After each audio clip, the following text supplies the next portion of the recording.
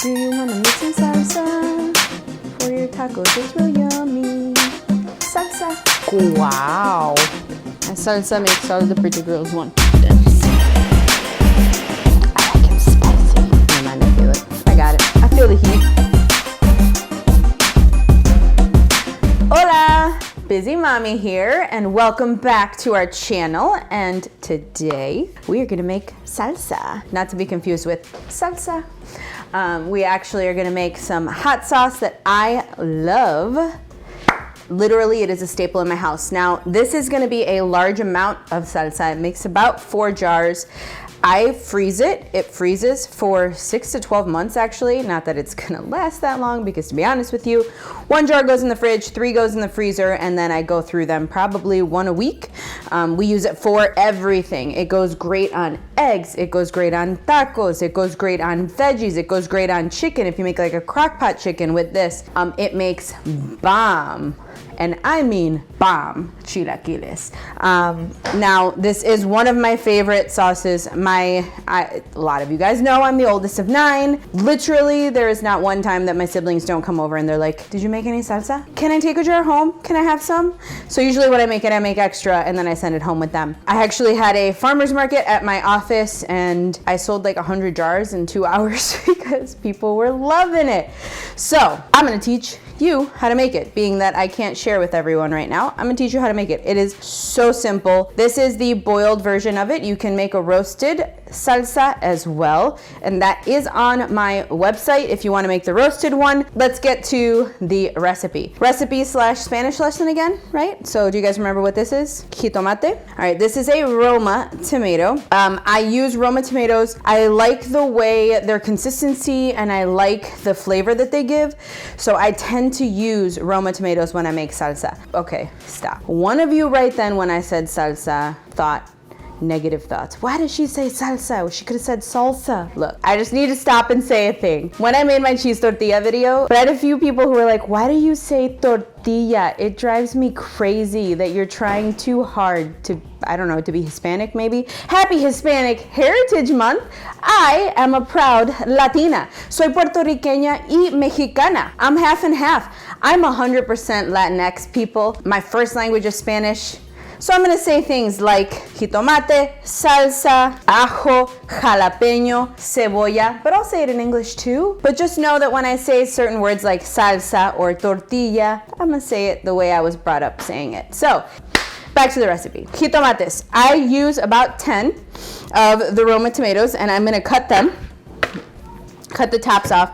You don't have to, I just don't like the tops on mine, so I always just cut it. I used to actually like do this, one of these, and just try to get like minimal waste out of it, but it also takes a lot of time and I'm a busy mommy. I don't have that kind of time. So we continue to make salsa. This one didn't work, so I have to do it anyway. But you're just gonna cut all of these and put them, typically I would put them straight into a pot, but my husband was very generous and very nice and he decided to start water boiling for me, which is what you see back there. So since I have water prepped and ready to go, I'm gonna prep it in the bowl and then I'm gonna throw it into the stove. Next step, after you get these, I'm gonna move these out of the way, into my little bag of trash. I am gonna take, actually the jalapenos. So this is where we can alter. So know this is gonna take about 4, it's gonna make about 4 to 5 jars of salsa depending. Sometimes the tomatoes have more juice and more liquid in them than they typically do. So I like it spicy. What I typically do when I blend this salsa up is I'll do a few, taste it to see where the heat level's at, and then add more if I need to. But most people will do about 1 per jar of salsa. I do between 10 and 12 jalapenos when I make this salsa. But because these are really spicy, I'm gonna do, what did I grab? 1, 2, 3, a ver, en español. 1, 2, 3, 4, 5, 6, 7, 8, 9. I grabbed 9. But you know what? I'm gonna grab 10 because that's an uneven number. And I think it needs to be 10. So I'm gonna go ahead and grab 1 more jalapeno. I'll be right back. Número 10. So 10 jalapenos, basically 1 per tomato. You don't have to do that many. Again, 3, 4 suffice. Now I am throwing the ajo. which I am peeling. So I typically do between 4 to 6 garlic cloves. Because these are a little bit smaller, I'm gonna do more than that, but typically I do half of a head of garlic, which usually is about 4 to 6 cloves. But I like garlic heavy.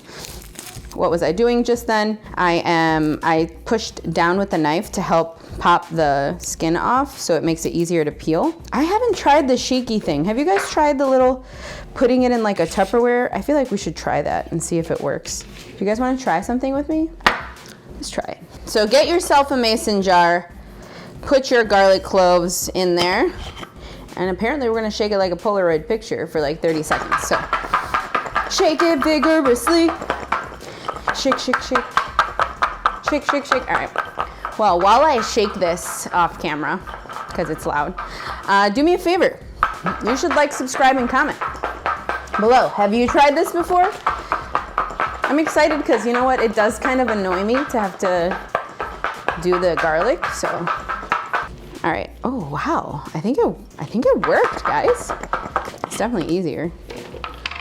Okay, so here's one ready to go. Here's another ready to go. This one almost. Look at that though, it came right off. Ready to go. Ready to go. Ready to go. Wow. Wow. That's what my mom would say. Wow. Guys, this worked. Who'd have thunk it? The internet. It's crazy. All right, I'm gonna cut this in half, and then I cut both ends off because typically I would leave this part on if I was chopping it into slices or anything, but I think it's easier to peel when I cut it like that. And so I take this side and peel that top layer, usually the top 2 layers, off, and we are ready to go. So I'm gonna go throw this in the pot. Everything is in the pot. You're gonna let it boil on medium to high heat for about 40 minutes. 30 to 40 minutes, depending on how hot your water was when you put them in. I would say give it 30 to 40 minutes. And then once everything is nice and soft, we're gonna go ahead and blend, and then you're done. It's just cutting the veggies, really. All right, so in a blink of a flash, we'll be back. And just like that, everything has been boiled. You don't wanna leave it too long because then they get too squishy, too soft. It makes for a very watery, not very flavorful salsa, but we're gonna start blending things a little at a time. Here's what I typically do. Like I said, I boiled all the jalapenos because I'd rather have them ready. And if for whatever reason it's too hot with like even just 2, I then freeze these and then I use them for the next time I make salsa. So it's not like I waste anything, which is why I'm okay with boiling it ahead of time. All right, so garlic cloves. Everything is very hot. I think of the Eminem song every time I say salsa. My salsa makes all the pretty girl. Okay, I'll stop. So we throw the onion. I don't think everything is gonna fit in here, so I have to do a little bit at a time. All right, 2 jalapenos. And blend.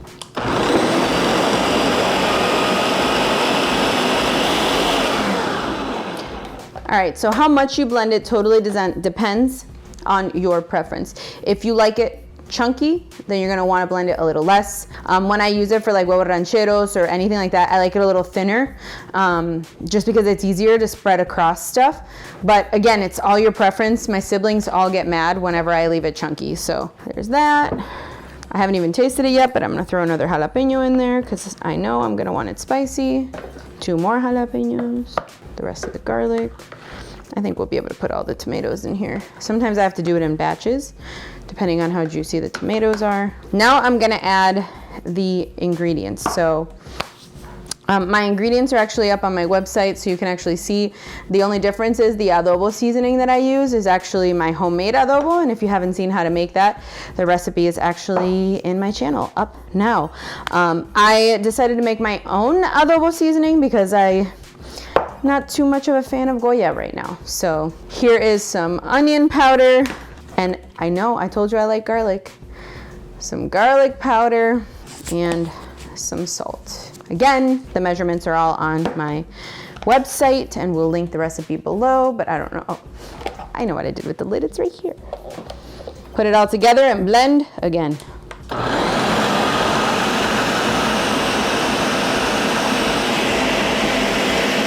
All right, so this is about the time that I taste it to see where we're at. It's really good. It's super good. So all that's good, but it's not spicy. So guess what? Let's try 3 more. I mean, it's hot, but it's just not as hot as I want it. I like it spicy.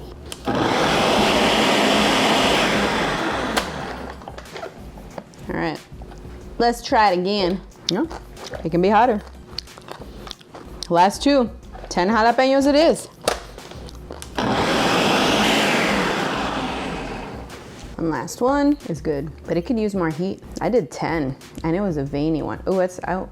Never mind, I feel it. I got it. I feel the heat. There you have it.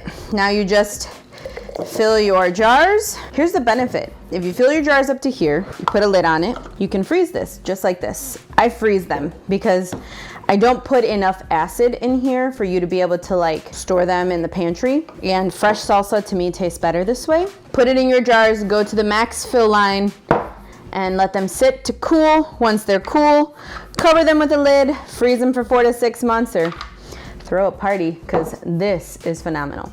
So I hope you guys enjoyed it. I hope you make something with it. I'm gonna tell you right now, some scrambled eggs with this or eggs over easy with this, oh, you're gonna love it. Well, I hope to see you guys next time. Have an awesome rest of your week. Bye.